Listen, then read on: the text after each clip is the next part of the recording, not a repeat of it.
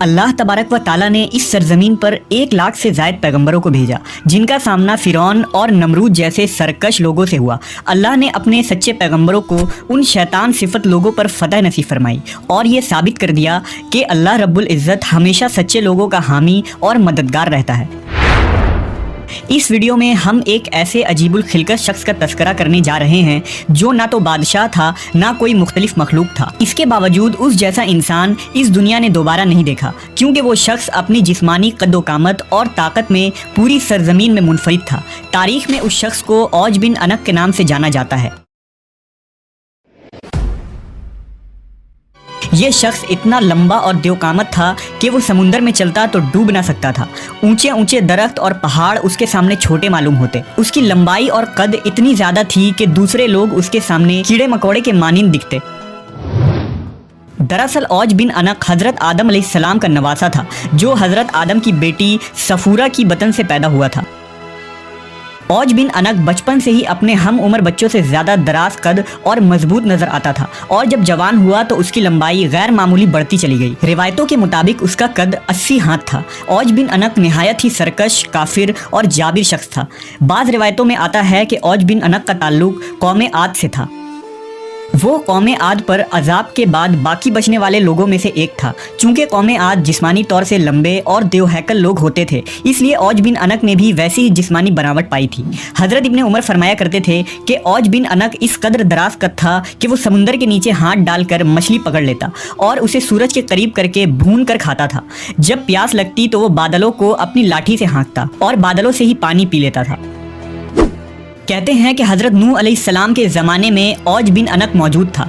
जब हज़रत नूह अजीम तूफ़ान से कबल कश्ती तैयार कर रहे थे तो आपको कश्ती बनाने के लिए सागवान की लकड़ी की ज़रूरत पड़ी, मगर उस लकड़ी को उठाकर लाना मुमकिन न था। लिहाजा औज ने आपकी मदद की और वो उन लकड़ियों को मुल्क शाम से उठाकर लाया। लिहाजा अल्लाह ने उसके इस अमल से खुश होकर उसे गर्क होने से निजात दे दी। जबकि बाज़ लोगों ने लिखा कि औज हज़रत नूह अलैहिस्सलाम पर ईमान न लाया था और आपकी कश्ती में सवार होने से इनकार कर दिया था। इसके बावजूद वो इस सैलाब से बच निकला, क्योंकि तूफ़ान नूह के वक्त पानी सिर्फ उसके कमर तक आती थी। मगर बाज़ उलमा ने इस बात की सख्त तरदीद की है, क्योंकि कुरान की आयतों के मुताबिक तूफ़ान नूह के बाद हज़रत नूह की कश्ती में सवार होने वाले अहले ईमान के सिवा कोई शख्स भी ज़मीन पर बाकी न बचा था। इस मौजू पर इमाम सुयूती ने अल औज फ़ी खबर औज नाम से एक रिसाला लिखा है, जिसमें उन्होंने औज बिन अनक की शख्सियत के मुतालिक बहुत कुछ तहरीर फरमाया है। रिवायतों के मुताबिक गैर मामूली कद्दो-कामत के साथ औज बिन अनक ने लंबी उम्र भी पाई थी। उसकी उम्र 3600 साल थी। वो हज़रत आदम अलैहिस्सलाम के ज़माने से हज़रत मूसा अलैहिस्सलाम के दौर तक जिंदा रहा और फिर हज़रत मूसा अलैहिस्सलाम ने उस सरकश शख्स को कत्ल किया। वाक़या कुछ यूँ है कि जब बनी इसराइल को फ़िरौनियों से निजात मिली और फ़िरौन दरियाए नील में गर्क हो गया तो अल्लाह ने हज़रत मूसा से ये वादा किया कि शाम की मुक़द्दस सरज़मीन बनी इसराइल को दी जाएगी। उस वक्त वहाँ जालिम और जाबिर किनानी लोग आबाद थे। लिहाजा अल्लाह ने हुक्म दिया कि उन जाबिर लोगों से जंग करो और उन्हें वहाँ से निकाल बाहर कर दो। अल्लाह ने मूसा अलैहिस्सलाम के साथ फतह का वादा किया था। हज़रत मूसा पर हुक्म नाजिल हुआ कि बनी इसराइल के 12 कबीलों से 12 अफराद को चुन लिया जाए और उन्हें सरदार मुंतखब किया जाए। लिहाजा हज़रत मूसा ने 12 सरदारों को चुना और उनको लेकर किनान पहुँचे।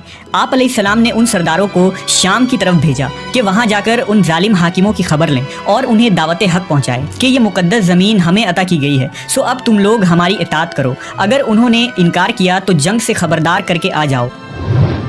जब वो 12 सरदार शाम पहुँचे तो उस वक्त वहाँ का हाकिम औज बिन अनक था। जब वो सरदार औज से मिले तो उसकी कदो-कामत और जिस्मानी बनावट को देखकर हैरत ज़दा रह गए। फिर उन्होंने उसे अल्लाह का पैगाम सुनाया। औज गज़बनाक हो गया और उन सबको एक हाथ से पकड़ लिया और चाहा कि उन्हें मसल कर हलाक कर दे, मगर जब उसने उन सरदारों के चेहरों पर खौफ देखा तो उन्हें हकीर समझकर छोड़ दिया।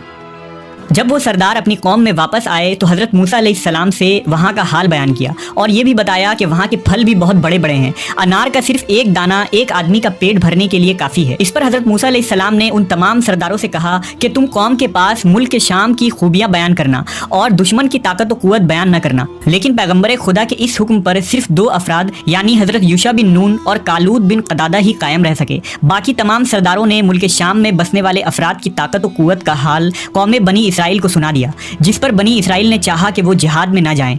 حضرت موسیٰ علیہ السلام نے انہیں سمجھایا کہ اے لوگو تم مت گھبراؤ کہ میرے ساتھ اللہ نے وعدہ نصرت فرمایا ہے کہ میں تمہیں ان کافروں پر فتح دوں گا۔ دوسری طرف بنی اسرائیل نے حضرت موسیٰ سے کہا اے موسیٰ وہاں بے شک ایک زبردست قوم ہے، ہم وہاں ہرگز نہیں جائیں گے یہاں تک کہ وہ وہاں سے نکل جائیں۔ یوشع بن نون اور کالود بن قتادہ نے بھی اپنی قوم کو ترغیب دی کہ وہ اللہ پر یقین رکھیں اور حملہ کریں۔ اس پر وہ کہنے لگے کہ اے موسیٰ تو اور تیرا رب دونوں جا کر ان سے لڑو، ہم تو یہیں بیٹھے رہیں گے۔ پس اللہ نے قوم بنی اسرائیل کی اس نافرمانی کے سبب 40 سال تک ملک شام کی سرزمین ان پر حرام کر دی اور یہ قوم جنگلوں میں پھرتی رہی۔ روایتوں کے مطابق اپنی قوم کی نافرمانی کے بعد حضرت موسیٰ علیہ السلام خود ہی اوج بن انق کے خاتمے کے لیے روانہ ہوئے۔ جب اوج بن انق نے انہیں دیکھا تو چاہا چونٹی کی طرح پیروں سے مسل دے اور کہا کہ تو ہی قوم بنی اسرائیل کا وہ سردار ہے جس نے فرعون کو دریائے نیل میں ڈبویا تھا۔ پھر اس نے حضرت موسیٰ پر حملہ کر دیا۔ حضرت موسیٰ علیہ السلام نے بھی جوابی حملہ کیا اور 10 گز اوپر اچھل کر اس کی ٹخنوں پر عصا مارا۔ یہ ضرب ایسی کاری تھی کہ اوج بن انق نامی یہ پہاڑ جیسا شخص وہیں گر کر مر گیا۔ کہتے ہیں کہ اس کی لاش 40 سال تک وہیں زمین پر پڑی رہی۔ اس عرصہ میں اس کے جسم کا گوشت گل کر صرف ڈھانچہ رہ گیا۔